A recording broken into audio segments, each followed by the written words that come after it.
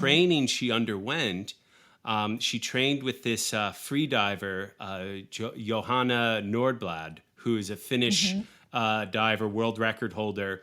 And what she did to train Joanna was go up to Finland and swim under frozen lakes and do all this crazy breathwork training and freezing cold water, to help her handle, situation in Nazare then, which is like a crazy intense, wave and a crazy situation. And it's a fascinating thing to watch. And so I'm like reading your book and then I'm watching this movie and I'm like seeing kind of connective tissue in some ways. Oh yeah. Oh my God, you just reminded me of I did a story, a cover story for California Sunday Magazine that was the precursor to Sarah and the Big Wave, the kids book, about like Paige Alms, Bianca Valenti, Sarah Gerhard, like all preparing for a season at Mavericks. And Paige, she would do all of these, like run with boulders underwater. And like I just remember the pictures, and she would like sit in ice baths and like all this stuff. Like it's crazy what you can train your body to endure, right? Yeah. Like to be to basically adapt yourself to the conditions that whatever it is that you want to do. Surf Nazare, for example, Surf Mavericks. That's that you can make those conditions. You can mold yourself to those conditions. I mean, to a point, right? Yeah. But it is really cool that as land adapted as we are, that we could still do that. Well, it's interesting. So like for our listeners, like you've broken the book down into like these categories, like survival, well-being, community, competition, and flow, and how, swimming plays into all of these factors. And, in the well-being section, you kind of talk about Lynn Cox, who this kind of plays into what we've been talking about here. She swam the fucking Bering Strait, cold water swimming, and in Antarctica. And she's not wearing. Is she wearing a wetsuit? She's not even. No, she's not even wearing a freaking wetsuit. Like, how do you? She's a magical creature. She really is. Is she doing Wim Hof breathing? Like, I don't know. I highly recommend for our listeners, if you haven't read any of her books, you should do so. Like Swimming to Antarctica is an incredible book. She's a beautiful writer as well as an incredible swimmer. And she also writes about how her body is, like that Icelandic fisherman that we talk about, and Gudlugur Friðþórsson, who his story opens Why We Swim. Yeah. But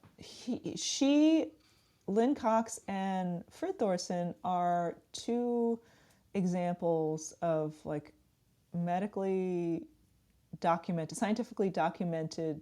Actually, they appeared in like the same medical journals, like in some of the same articles, because they were, surveys of like how particular individuals have been able to withstand extreme cold conditions, extreme swimming cold conditions, and survived. And they're obviously anomalies, right?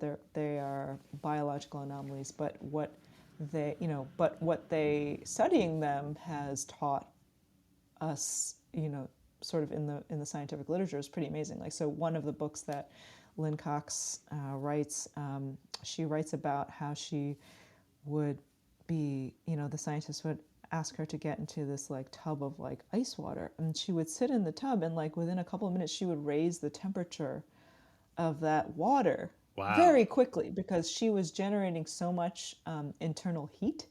And it's almost like, I think Lewis Pugh is also another person who has like this like anticipatory thermogenesis where, before he like gets in and does a polar swim or whatever, swimming across the North Pole, that his body temperature goes up, because it's like he has such a superpower control. Yeah, it's wild. It's wild. Anyway, so like studying like circulation, like say in Lynn Cox's hands, like they're able to kind of see blood flow and sort of informing like surgery techniques, like for regular people, like because they're able to see how quickly and how rapidly blood flow returns to extremities and stuff They like would that. be great to cuddle with in the winter, but in the Yeah. summer, I mean, the sheets are Oh, probably stay on that sweaty, other right? side of the bed. I Stay on the other know. side of the bed. That pillow is Too wet in the hot. morning. I'm just saying. I mean, that's a really interesting point because, like, how do they do How do in they snuggle? I certain, know it's a really yeah, fun. or how do they do in hot weather? Like, what is Yeah. it? Are Do they they actually regulate? then ill adapted to hot weather? That's so interesting. I Or is it don't know if anyone's ever insulated? asked them that. Is there an insulation factor that allows them to be okay in Actually, the they're hot stuff too? regulated. Yeah, Yeah. yeah, So I mean, yeah. maybe they can Oh. do both potentially. Like that's something I was thinking about. I'm like, oh my god, like they can do this Yeah. cold, but can they do the hot? And would they be able to perform as well in the warmer climates? I'm curious if Yeah. that would be the Yeah. case. Do I they do that? remember, I think that Lynn Cox has said how she does not like swimming in warm water. Interesting. Don't hold me Yeah. to that, but I seem to recall that she does say something about that. I think probably because she's so well suited to and comfortable in cold water. To be honest, like I prefer to surf with some sort of wetsuit on. Board shorts just chafe me up, Interesting. So I Oh mean yeah, that's like a practical issue. no, but also Yeah. I like the a little bit colder climate. It feels a little nicer, Yeah. feel a little bit more comfortable for some reason. Like I can't stand the heat, Some people Yeah. are more Well, and also the adapted. sun is like, brutal, as Yeah. we all know when we're spending hours and hours out there. Yes, yes, yes. Yeah. Lots of wrinkles from the sun. Yep. Yep. Yep. I feel you. I feel you. So, I guess like first, like when did the idea to write this book come about? Had this been something formulating, or was this like, was there an instance that you're just like, I want to write a book on swimming? This is how I'm going to Yeah, do it. I thought about it for several years before I decided that maybe that there was something that I could do about it because as we all know, like swimming is a huge topic. There are so many books about by swimmers or about swimmers or about technique, and actually I will say that after some time of thinking about it and trying to figure out again like what I had to say about it that was different, I found that I didn't see a book that was like Chris McDougall's Born to Run for Yeah. swimming, like just a really good narrative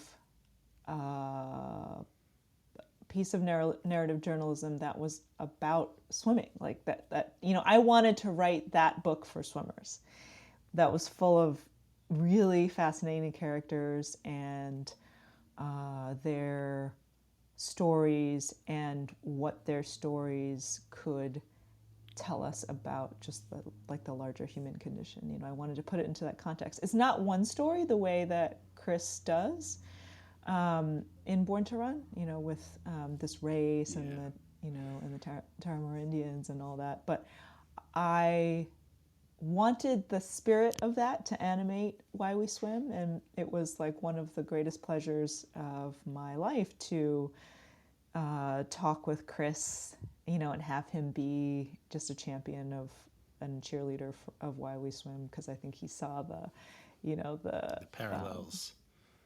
yeah, and just that I was really inspired by what he was able to do with that book, and so I thought, okay, so I'm a journalist. I am an every person swimmer. I'm not a Lynn Cox. I'm not a Michael Phelps, Katie Ledecky. I'm not one of these.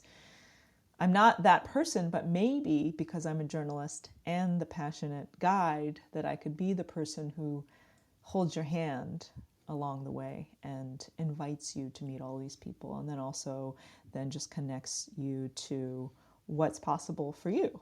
Should you want to enter that world, or if you're already part of that world, then you're in it. Then you understand it really well. Makes me want to break out my Speedos again and get my drag Speedos going.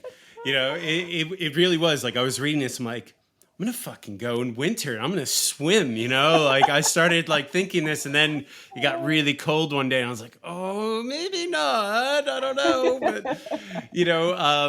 but it's funny. Like a few years ago, I attempted to get back into swimming, going to the YMCA, and I had my drag, had the Speedo and put the drag one on, and you look the part. I was doing great. It was, what discouraged me were the other swimmers in the lanes. The lanes got so crowded and everyone swam so slow.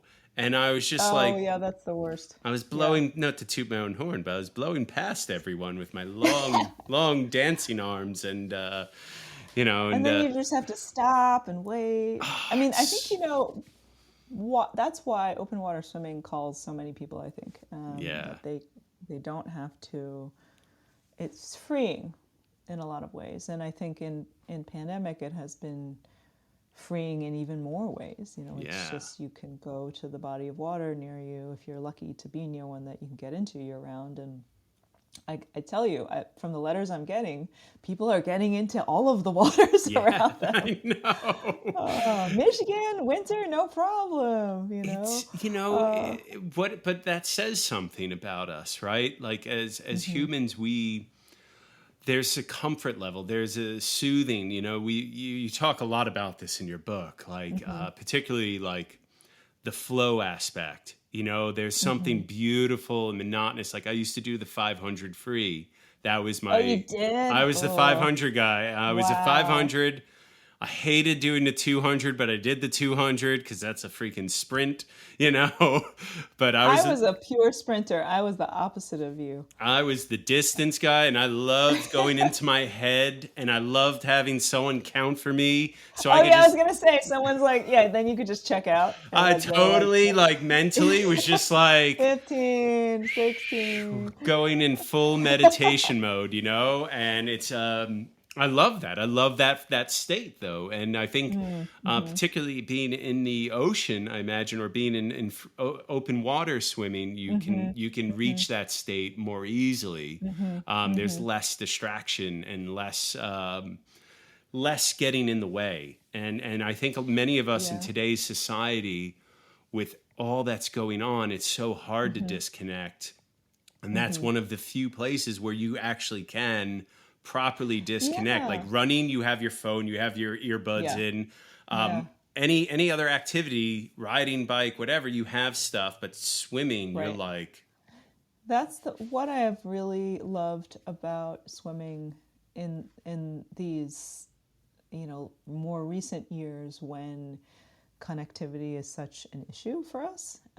It's wonderful, it's amazing, but also it then means that you're never letting go of that part of yourself. And all of the swimmers I know, they don't, there are particular things, devices, music, things that don't really work that well. Yeah. And also the thing is, for the most part, people are not using them because they recognize that there's something really important and essential to not having that when they're in the water and not being immediately reachable or constantly thinking about things that are alerting you every 5 seconds, and to just be alone with your thoughts. Actually, I was talking with someone this morning when I was surfing that to be alone with your thoughts in the out and when you're surfing or when you're in swimming, that it's wonderful and then also like terrible because you are confronted with yourself and you have to kind of entertain that person as like, what's going on, what am I feeling right now, how do I what am I, and I think what's nice about being in the ocean is that you're noticing the birds or the light, or I am, or lately it's been stormy, so like there's a lot of gross runoff in the water, so we're looking at, is the water brown, do I need to worry about having some I tend to Gross. ruminate a lot. I tend to run playback Yeah, for arguments and be sure. like, I should Oh have said yeah, this, you know, or yeah. Or you figure things out. I